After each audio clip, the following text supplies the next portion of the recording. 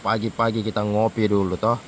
Kapal penjemput nanti untuk pulang kira-kira jam 10, jadi kita mau beres-beres. Hui, Papa Rong. Alhamdulillah, ini suasana pagi di Pulau Kluang Daengku. Ih, mantapnya. Mana ini? Ada nelayan lagi cari ikan di situ dia. Lagi mancing.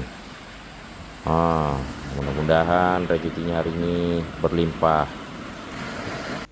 Ini kalomang. You know kalomang?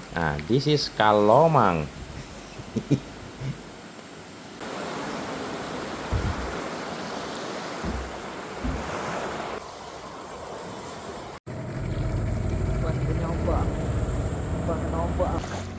Terima kasih Pulau Kluang Aceh Jaya. Terima kasih keindahan dan liburannya.